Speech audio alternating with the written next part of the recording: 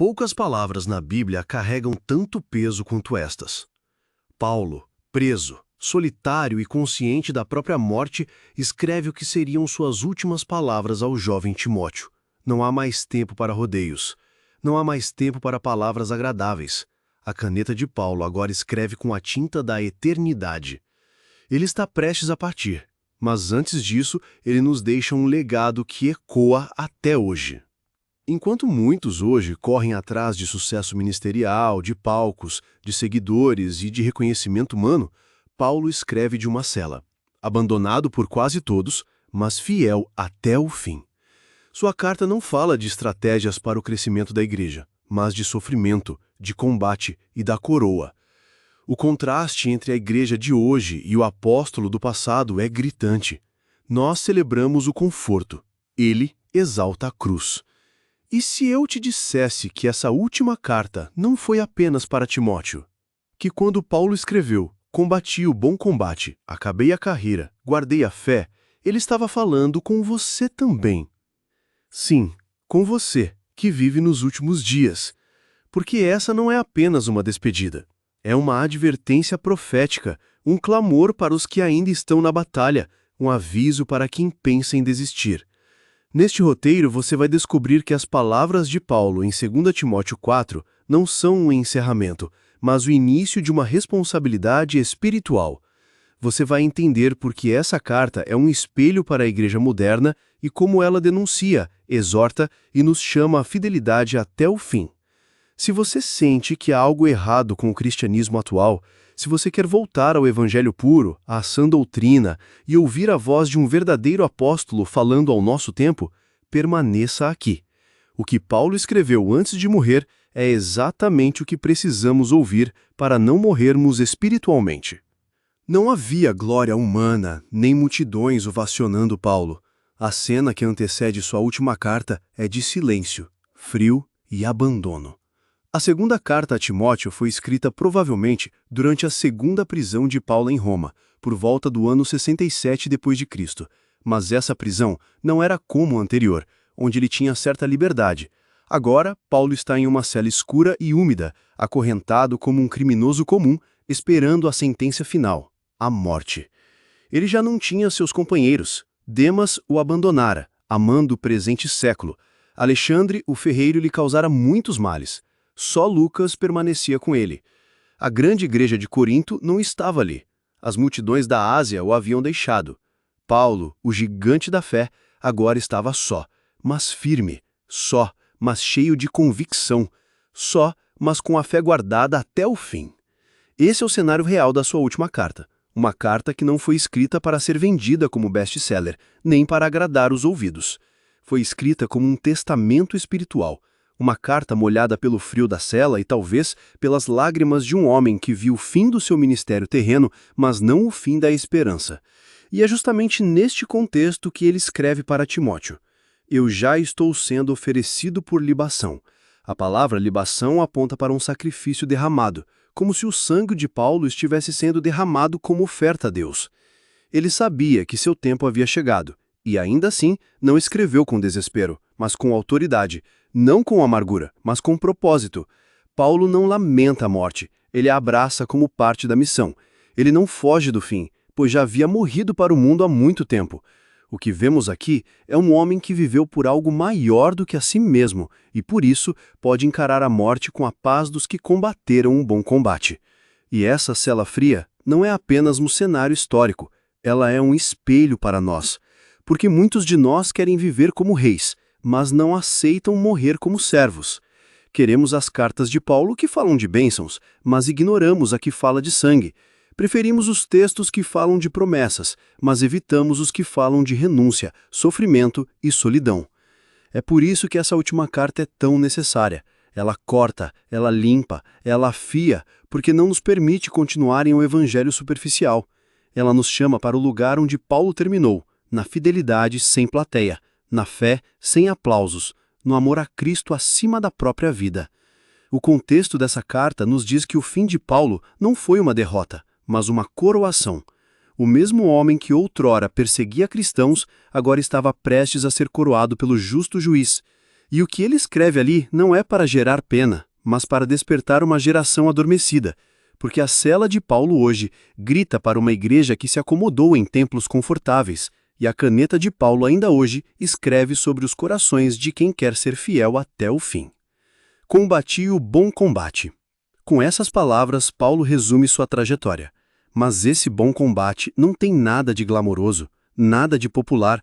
Não foi uma carreira de conferencista famoso, nem de apóstolo aplaudido. Foi uma guerra silenciosa, travada nos bastidores da fé, entre a carne e o espírito, entre a verdade e o erro, entre a cruz e o mundo. Hoje muitos querem vestir a armadura, mas poucos querem enfrentar a guerra real. Paulo, no entanto, sabia que seguir a Cristo não era desfile, era combate. Um combate onde se perde amigos, perde-se o nome, perde-se a fama, mas se ganha a eternidade. O combate de Paulo começou no dia em que Cristo o encontrou no caminho de Damasco. Ali ele caiu cego, mas levantou-se verdadeiramente enxergando. A partir dali, nunca mais descansou. Foi perseguido por judeus e romanos. Foi rejeitado por irmãos e por inimigos. Passou por açoites, prisões, naufrágios, apedrejamentos, fome, frio, nudez, traições, mas nunca recuou, nunca deixou de pregar, nunca negociou a verdade. E por que Paulo chama isso de bom combate? Porque era o combate certo. Ele não lutou por posições, por status ou por aplausos. Lutou pela fé. Lutou pela pureza do evangelho. Lutou contra os falsos mestres, contra o engano espiritual, contra a tentação de agradar os homens. E venceu, não porque terminou com glória humana, mas porque chegou ao fim com a fé intacta. E agora ele escreve isso a Timóteo e também a nós, como um soldado ferido, porém honrado, que passa a espada ao próximo combatente. Hoje, há muitos que desistem diante da primeira crítica. Abandonam a fé porque não foram promovidos. Trocam a cruz por conforto. Substituem o evangelho pelo entretenimento. A guerra que Paulo travou é evitada pela maioria porque ela exige renúncia, exige coragem, exige morrer todos os dias. Mas Paulo não nos deixa alternativa. Se queremos seguir seus passos, teremos que entrar nesse mesmo combate. E não se trata apenas de batalhas externas. Trata-se do combate contra nós mesmos, contra a vaidade, contra o orgulho espiritual, contra o desejo de agradar o mundo, contra a nossa própria vontade. Combater o bom combate não é uma frase de efeito, é uma sentença final de quem sangrou pela verdade, de quem enfrentou o inferno com a espada da fé, de quem não cedeu às pressões do tempo nem ao cansaço da alma. Paulo não foi perfeito, mas foi fiel. E é isso que Deus espera de nós. Essa carta, portanto, nos coloca diante de uma escolha. Podemos continuar assistindo à guerra de longe, escondidos atrás de títulos religiosos, ou podemos, como Paulo, entrar na arena, com os olhos fixos na cruz e o coração preparado para morrer pela verdade. Porque o bom combate não termina enquanto houver fôlego. E se Paulo combateu até o fim, é porque a vitória não está no descanso terreno, mas na fidelidade até a última gota de sangue. Acabei a carreira. Com essa frase, Paulo não se refere a uma corrida comum. Ele não está falando de uma jornada profissional nem de um ministério bem-sucedido aos olhos do mundo. A carreira de Paulo não foi construída em palcos, mas em prisões. Não foi marcada por troféus, mas por cicatrizes. E ainda assim ele diz: acabei a carreira. Há algo sagrado nesse reconhecimento. Paulo sabia que a vida cristã não é um passeio, mas uma corrida com obstáculos espirituais que exige resistência, perseverança e foco. Ele não parou no meio do caminho, não desviou por atalhos, não desacelerou para agradar os que ficaram para trás. Ele correu até o fim. Mas que tipo de carreira é essa? É a corrida dos que foram chamados por Deus e não olham para trás. É a maratona dos que, mesmo feridos, não abandonam a pista. Paulo passou por tudo que um homem de Deus pode enfrentar e ainda assim terminou. Isso o distingue de muitos que começam bem, mas se perdem no caminho. Começam com paixão, mas terminam no conformismo. Começam com verdade, mas terminam negociando princípios.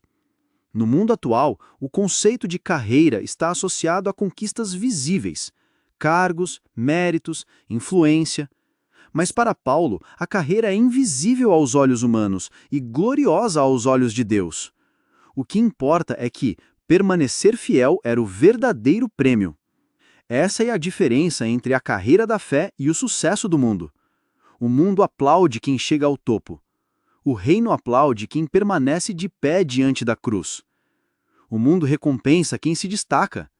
Deus coroa os que perseveram. E aqui está uma verdade que poucos aceitam. Não basta começar a carreira cristã. É preciso terminá-la, e terminá-la sem desviar, sem corromper-se, sem trair a consciência, sem enterrar o dom. Terminar como Paulo terminou, fiel, ainda que solitário, ferido, mas com um coração inteiro. Sem multidões, mas com a aprovação do céu. A frase "acabei a carreira" não é vanglória, é humildade triunfante. É o grito de quem venceu, não os outros, mas a si mesmo. De quem negou a si todos os dias e carregou sua cruz até o fim da linha. E agora, diante da morte, não teme, porque sabe que viveu por algo maior do que o próprio nome. E você? Qual carreira está correndo? A que o mundo chama de sucesso ou a que Deus chama de fidelidade? Há muitos hoje cansados, desviados, distraídos, tentando correr duas pistas ao mesmo tempo. Mas Paulo nos lembra, há apenas uma carreira verdadeira, e ela é estreita, dolorosa, solitária muitas vezes, mas ela leva a coroa. Talvez hoje você esteja tentado a parar. Talvez o desânimo tenha pesado mais do que a esperança. Mas lembre-se, não há glória para quem desiste, apenas para quem termina. E não basta terminar de qualquer jeito, é preciso terminar como Paulo, de joelhos, mas vitorioso, com o corpo fraco, mas com o espírito aceso, com a voz falhando, mas com a alma gritando: combati o bom combate, acabei a carreira, guardei a fé. Guardei a fé. Estas três palavras soam como um grito de vitória. Paulo não está dizendo que viu sinais e maravilhas. Embora tenha visto, não diz que escreveu grandes cartas. Embora tenha escrito, não afirma que fundou igrejas, que resistiu ao sinédrio, que pregou aos reis. Embora tudo isso fosse verdade, ele resume sua jornada em algo muito mais profundo: guardar a fé. Porque no fim é isso que importa. Não quantos dons você teve, não quantas pessoas te seguiram, não quantos ministérios você liderou, mas se em meio a tudo você conseguiu manter a fé viva, pura, inabalável, como uma chama acesa em tempos de vento contrário. Guardar a fé não é fácil. É um ato de resistência num mundo que tenta apagá-la a cada passo. Paulo enfrentou falsos irmãos, pregadores que torciam o evangelho, perseguição implacável e abandono. Ele viu muitos se desviarem, viu Demas amando o mundo, viu multidões trocando a verdade pela conveniência, viu igrejas entrando em confusão e mesmo assim guardou a fé. Hoje vivemos dias semelhantes. A fé está sendo atacada não apenas pelos de fora, mas pelos de dentro, pela teologia do entretenimento, pelo evangelho diluído, pela adoração ao sucesso pessoal, pela normalização do pecado, pela busca constante de relevância e popularidade, enquanto a verdade vai sendo empurrada para o canto. Guardar a fé hoje é ser visto como radical, é ser excluído dos círculos populares, é ser chamado de fanático, de antiquado, de julgador. Mas o que Paulo nos ensina é que a fé não foi dada para ser adaptada ao mundo, mas para ser mantida contra o mundo. E note bem, Paulo não diz que a fé o guardou, embora isso também seja verdade. Diz que ele guardou a fé, como quem protege um tesouro de valor inestimável, como quem se recusa a entregar o que recebeu de Deus, mesmo quando tudo ao redor ruir. Guardar a fé exige vigilância, exige oração constante, exige leitura da palavra com temor, não com filtros. Exige coragem para dizer não ao pecado e ao sistema. E, acima de tudo, exige lealdade ao Cristo da cruz, não ao Cristo da cultura. Paulo chega ao fim da vida não com fé em pedaços, mas com fé inteira. E essa é talvez sua maior vitória. Ele não perdeu a fé por causa das perdas, não a deixou murchar por causa da solidão, não a adaptou por conveniência. Ele aguardou como um guerreiro guarda a espada limpa, afiada, pronta para o combate até o último dia. E essa pergunta fica para nós. Será que a igreja de hoje está guardando a fé ou negociando a fé? Estamos dispostos a protegê-la como Paulo ou a enterrá-la sob a poeira das tendências de opiniões humanas? Porque, no fim, a fé será a única coisa que o mundo não poderá tirar de você. Eles podem prender seu corpo, podem calar sua voz, podem abandonar sua reputação, mas não poderão roubar sua fé, a menos que você a entregue. E Paulo nos prova, com a sua última respiração, que é possível terminarmos a carreira com fé, mesmo num mundo que tenta destruí-la. Paulo sabia que estava à beira da morte. Seus dias estavam contados. A espada do Império Romano já podia ser ouvida no corredor escuro da prisão. Mas enquanto o mundo via um condenado prestes a ser executado, Paulo via um guerreiro prestes a ser coroado. Ele não fala em derrota, fala em recompensa. Não se despede com tristeza, mas com esperança. Ele diz: "Está-me reservada a coroa da justiça." Essa frase carrega o segredo de toda a jornada de Paulo. Ele nunca correu por glória humana, nunca pregou por riqueza, nunca disputou poder. Seu alvo sempre foi um só: agradar ao justo juiz e receber dele, no tempo certo, a coroa prometida aos fiéis. E aqui está uma verdade ignorada pela igreja moderna. A verdadeira recompensa do cristão não é nesta vida. Não são carros, casas, cargos, nem aplausos. A Bíblia nunca prometeu isso. Jesus nunca ofereceu isso. Paulo nunca buscou isso. A coroa de Paulo não está exposta em templos, nem em conferências, nem em redes sociais. Ela está guardada nos céus, intocável, inegociável, reservada àqueles que amam a sua vinda. Paulo chama essa coroa de justiça, não porque ele fosse justo por si mesmo, mas porque lutou para permanecer de pé diante do justo juiz. Mesmo sendo pressionado por todos os lados a se curvar diante dos homens, sua justiça não era própria, era fruto da fé, da obediência, da perseverança em meio ao caos. E hoje, muitos estão trocando essa coroa por migalhas, por visibilidade, por conforto, por aplausos temporários. Mas Paulo nos lembra: a única coroa que vale é a que vem das mãos de Cristo. Todas as outras são falsificações, enfeites que brilham por um tempo e depois apodrecem junto com os ídolos do mundo. Ele diz que essa coroa será dada não somente a mim, mas também a todos os que amam a sua vinda. Isso significa que a recompensa não está limitada aos apóstolos ou gigantes da fé. Está disponível a todo aquele que vive com os olhos voltados para o céu e não para os palcos da terra. A todo aquele que recusa se misturar com a apostasia. A todo aquele que prefere perder o mundo a perder a eternidade. Essa promessa nos confronta porque revela que muitos hoje já escolheram suas coroas. E não é a de Paulo. É a coroa da relevância, a da aceitação cultural, a do sucesso rápido, a da doutrina sem cruz. Mas o evangelho de Paulo não oferece isso. Ele oferece a coroa que vem depois do sangue, depois do combate, depois da carreira terminada, nunca antes. E essa é a razão pela qual Paulo enfrentou a morte com tanta paz. Ele sabia o que o esperava. O império podia tirar sua cabeça, mas não podia tocar em sua herança. A espada de César podia encerrar seu corpo, mas não podia apagar o brilho da coroa que já estava separada para ele. Irmão, irmã, ouça com atenção. Essa coroa também está reservada para você. Mas você está disposto a correr até o fim, a guardar a fé até o último suspiro, a dizer não ao mundo e sim à cruz, porque a coroa não é para os que começam, é para os que terminam. E Paulo, com os pés acorrentados, mas o coração livre, nos grita através dos séculos: vale a pena. Continue. A coroa está mais perto do que você pensa. Na minha primeira defesa, ninguém foi a meu favor. Antes todos me desampararam. Que isto não lhe seja imputado. 2 Timóteo capítulo 4, versículo 16. Poucos textos revelam tanto sobre o coração de Paulo quanto esse trecho. Aqui, o apóstolo deixa de lado a espada da doutrina e mostra o que restou depois de tudo. Um homem sozinho diante do tribunal, abandonado por todos, mas cheio de perdão, graça e fé. Paulo não foi abandonado apenas por estranhos, Ele viu companheiros de caminhada desaparecerem. Homens que estiveram ao seu lado nas missões, que viram milagres, que pregaram com ele, o deixaram no momento mais escuro.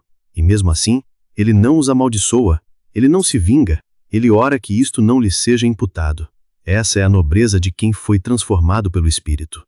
Porque o abandono é uma das feridas mais profundas que um servo de Deus pode sentir, principalmente quando vem de dentro da casa. Paulo não está se queixando porque perdeu privilégios, mas porque perdeu irmãos. E ainda assim, se recusa a deixar a mágoa ocupar o lugar da fé. Esse abandono é o destino de todo fiel que não negocia.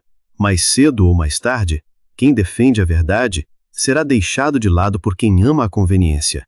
Quem vive para Cristo será rejeitado pelos que vivem para si. Quem carrega a cruz acabará andando por caminhos estreitos onde poucos ousam pisar. E essa solidão não é sinal de fracasso, é muitas vezes sinal de fidelidade. Paulo não foi abandonado porque errou, mas porque permaneceu firme. Ele não foi deixado porque caiu, mas porque se recusou a cair junto com os outros. Há um preço para a integridade. E esse preço, às vezes, é a ausência dos homens. Mas aqui está o ponto mais profundo desse capítulo. Mas o Senhor esteve ao meu lado e me fortaleceu. Paulo pode ter sido deixado pelos homens, mas não foi deixado por Deus. Ele experimentou a companhia divina no tribunal dos homens. Assim como Jesus no Getsêmani. Quando todos se foram, Cristo permaneceu. Essa presença é o que sustenta o fiel. Não a aprovação dos outros, não os elogios, não os números, mas a certeza de que Deus está ali, mesmo no silêncio da cela, mesmo quando ninguém liga, compartilha ou defende. Deus está, Deus vê, Deus recompensa. Hoje muitos estão sofrendo em silêncio, abandonados por amigos, traídos por irmãos, esquecidos por ministérios. Mas Paulo está aqui gritando através dos séculos: você não está só, o Senhor permanece, o Senhor fortalece, o Senhor vindica.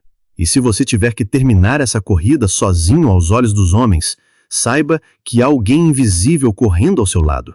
E ele não vai te deixar no tribunal, não vai te abandonar na cova, não vai virar o rosto no dia da tua angústia. Paulo nos ensina que a solidão do fiel é o lugar onde a presença de Deus mais se revela, onde a graça mais se torna suficiente, onde o fogo do Espírito mais queima, onde a fé se prova verdadeira. Ele termina sua carta com a confiança de quem perdeu tudo, menos a companhia que realmente importa. As últimas palavras de um homem não são comuns. Elas carregam peso, urgência, verdade destilada pela dor e pela consciência da eternidade.